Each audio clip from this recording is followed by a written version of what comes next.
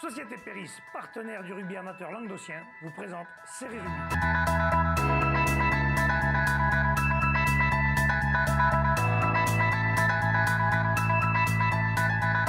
Bonjour mesdames et messieurs, bienvenue à Fédéral Rugby, votre émission sur les fédérales en Languedoc. Avec mes chroniqueurs, bonjour Bruno. Salut. Bonjour Wally. Salut Alain. Bonjour Jean-Michel. Salut Alain. Et bonjour Michel. Salut Alain. Je crois que je t'ai fait un contre-pied là. Ouais. Mais il était pas mal quand même, hein, t'as même pas. Bon, on va passer au fédéral, messieurs. Ça y est, on rentre dans le dur. Ils ont plusieurs matchs joués déjà. Vous en avez retransmis d'ailleurs, Michel. Déjà commencé, ouais. Et on va commencer par Tuire-Gruissant. Tuire-Gruissant, 18-24 pour Gruissant à l'extérieur. Attends, je le dirai après. Après, il y a eu Jacou, 6 gens pour la nouvelle. Victoire de Jacou à domicile, 39-16. Côte-Vermeil-Rivesaltes, victoire de Côte-Vermeil, 14-7. Servien-Bougeant-Fleury-Salcoursan, victoire de Servien-Bougeant, 27-24. Vendres-l'Espignan, qui a battu Palavas à domicile, 21-16. Et Pézenas, qui a battu les Plages-Jorbes, 26-16. On commence par Gruissant, Bruno. Ouais, donc belle victoire de Gruissant à Tuire à l'extérieur. Tuire qui avait fait, c'est toujours compliqué d'y aller, qui avait fait une saison plus qu'honorable l'année dernière. Et Gruissant aussi, parce que Gruissant, on est passé monter quand même. Gruissant passé monter. Et Gruissant applique les mêmes recettes que l'année dernière, c'est-à-dire un très gros paquet d'avant. Voilà, ils ont marqué deux essais sur ballon porté. Ils ont pris le score. Et face à une belle équipe de Trèbes, très joueuse, de Tuire, très joueuse, qui a envoyé pas mal de jeux, mais ils ont été quand même un peu impuissants face aux 5 de devant de l'Aviron. C'est la même équipe que l'année dernière, Gruissant devant ? Devant, c'est quasiment la même, il n'y a rien qui a changé, donc c'est très solide. Voilà, sur le journal, ils mettent que les joueurs de Tuire rendaient 10 kg et 10 cm par tête aux joueurs. Ouais. Voilà. Ouais, c'est compliqué. Gruissant a fait le job, Tuire arrache le bonus défensif à la fin. Très bien pour eux parce qu'ils ont quand même essayé d'envoyer du jeu avec les miettes qu'ils ont pu avoir. Ouais, Gruissant, dommage de victoire. On passe à... Oui, vas-y, juste par rapport à cette équipe de Tuire, elle s'est inclinée à RCPO sur le premier match de très peu.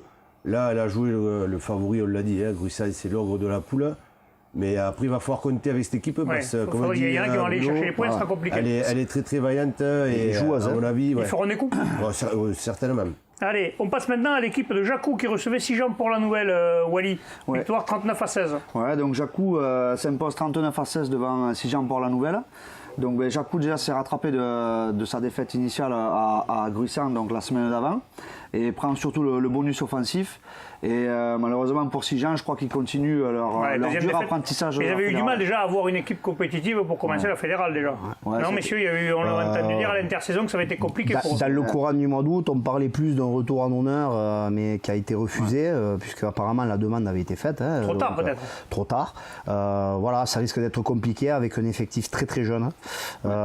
Et bon, peut-être une année de transition, on va leur souhaiter chez eux, ils vont s'accrocher. Oui, je pense qu'ils lâcheront rien, mais bon. Ça s'annonce compliqué, je leur souhaite le meilleur. Plusieurs années qu'ils voulaient monter, cette année qu'ils montent, malheureusement ils ne sont pas armés quoi.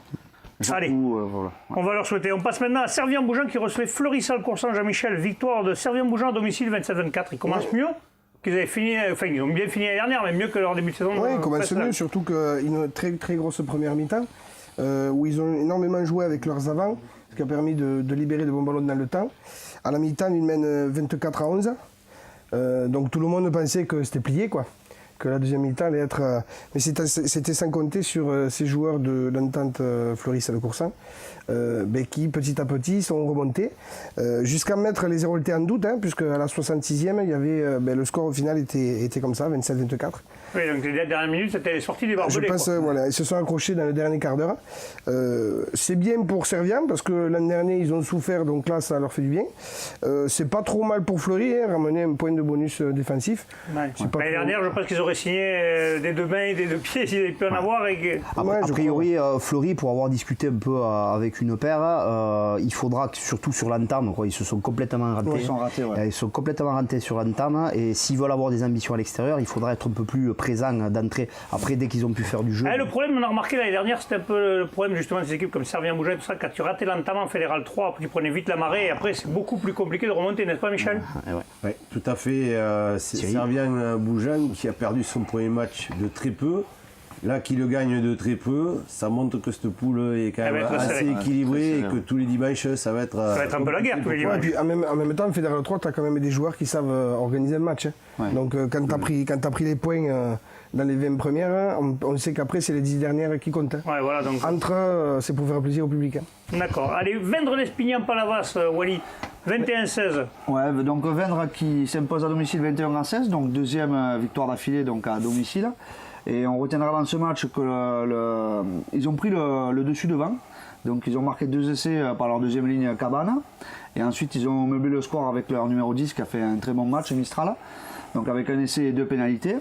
Et on retiendra surtout que Vendre n'a pas commis la même erreur que la saison dernière, où il s'était incliné sur le premier match à domicile et qui leur avait coûté finalement très très cher à la fin de la saison.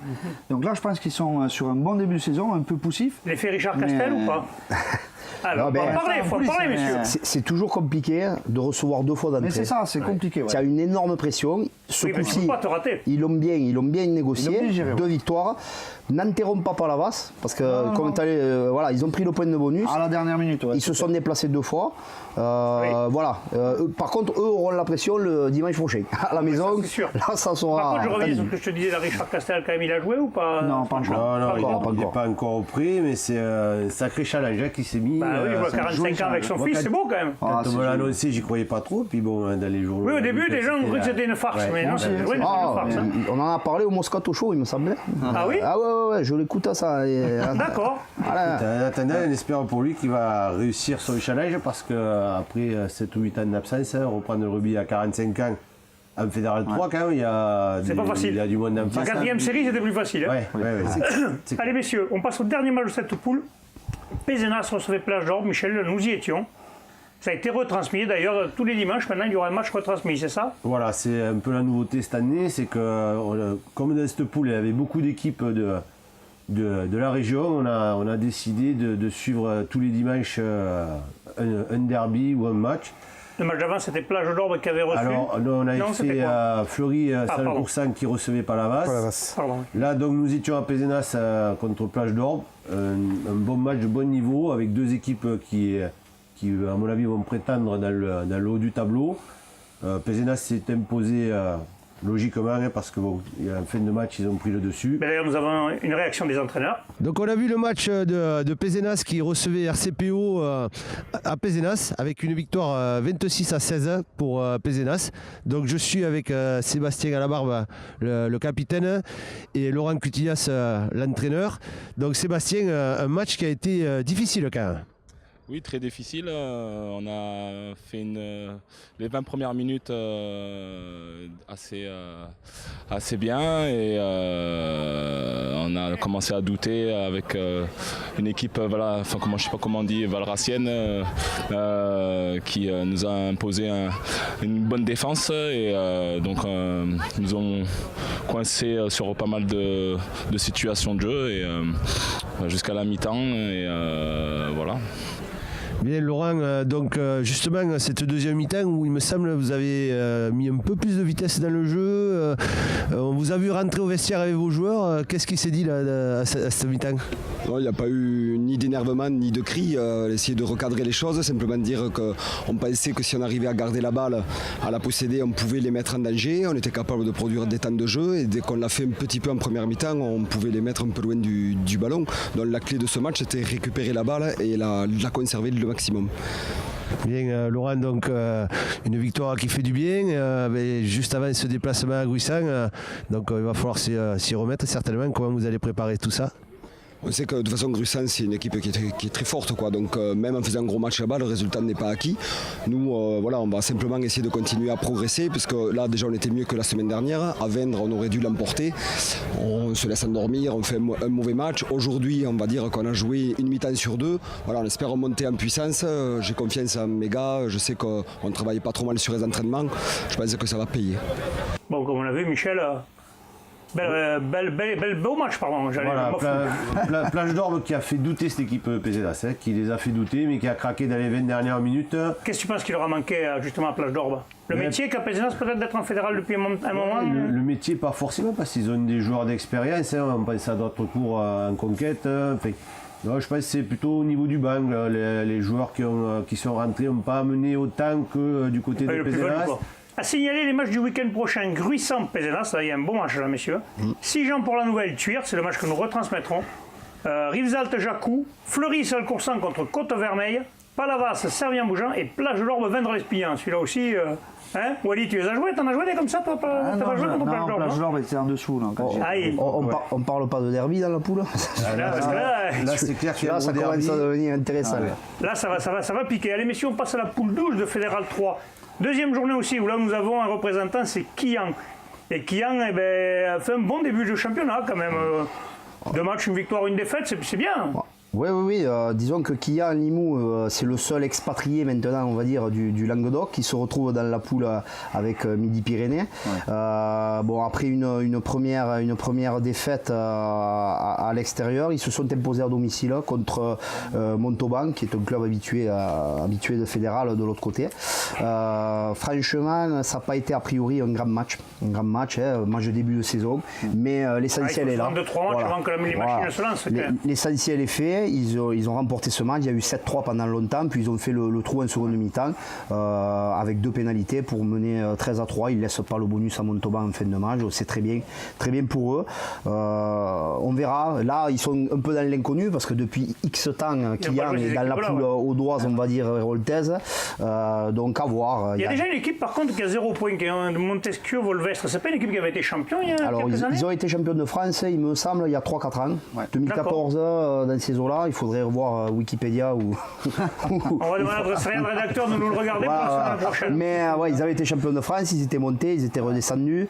Là, ils sont remontés. Enfin, ils font un peu le yo-yo. Enfin, je préfère faire le yo-yo avec un plein de shot de temps en temps que ça. Parce qu'il y a une belle poule quand même. Il y a la vallée du Giroux, il y a des noms quand même, ça sonne pareil. Non, mais il y a des vrais clubs. Il y a les Ariégeois, c'est toujours costaud avec la Rocodolme et compagnie. Beaumont de Lomagne. Justement, le prochain match pour Quillan, ils reçoivent Beaumont de Lomagne. Donc là, deuxième match à domicile, donc c'est pas une chance de pas rater ça. Bon, là, par contre, match très compliqué pour eux parce que Beaumont, c'est une équipe qui a énormément d'ambition.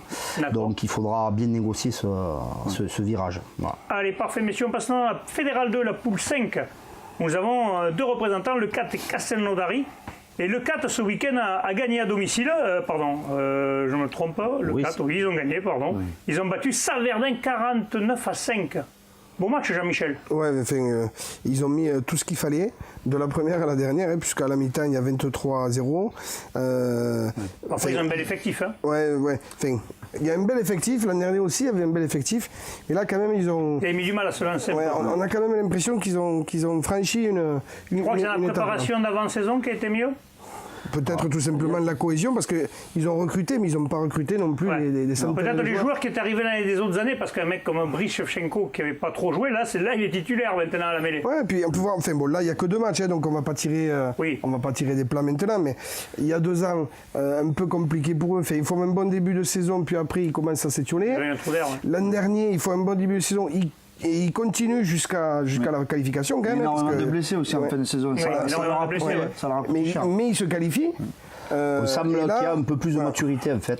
Parce que ce genre de match l'année dernière, il n'aurait peut-être pas gagné avec autant d'aisance. Voilà. Parce que Saverdun, c'est une équipe habituée à la Fédérale 2. C'est pas forcément toujours dans les cadors, mais c'est toujours pénible. C'est toujours au milieu de tableau, c'est toujours pénible à jouer. Et puis on peut voir aussi que, c'est le match qui le veut aussi, je veux dire, ils ont fait 50 points, 49. Il n'y a pas eu trop de cartons. L'an dernier, le 4, c'était sanctionné beaucoup. C'était indiscipliné. Bon, là, peut-être le match était facile aussi. Donc, Allez, Castelnaudary-Salanque, Bruno, défaite à domicile de Castelnaudary encore. Défaite à domicile, malheureusement pour Castel, 2 matchs de défaite. Ils repartent un peu sur les mêmes bases que l'année dernière. Ils avaient eu une première phase très très compliquée l'année dernière. Là, heureusement, comment vous dire, là, ils pensaient peut-être avec l'expérience de l'année dernière, ce que je voulais dire, pouvoir démarrer un peu mieux. C'est pas le cas. Défaite 8-3, match très compliqué, beaucoup d'approximations. Là, peut-être aussi début de saison. Il va falloir rebondir assez vite. Prochain, ça va être compliqué. Ils vont à Saverdin. Donc là, d'entrée, c'est. Mais c'est peut-être déjà un match important. Et le 4 qui va à Pamiers. Donc là aussi, un gros match pour le 4 à Pamiers. Pamiers, c'est toujours très compliqué. On passe à la Fédérale 1, la poule 4. Nous avons 2 représentants. Nous avons Nîmes et Agde. Alors Agde, ce week-end, recevait Dijon et a perdu 12-18. Et Nîmes recevait Mâcon et a gagné 49-12, Michel. Oui, alors début difficile pour Agde cette année.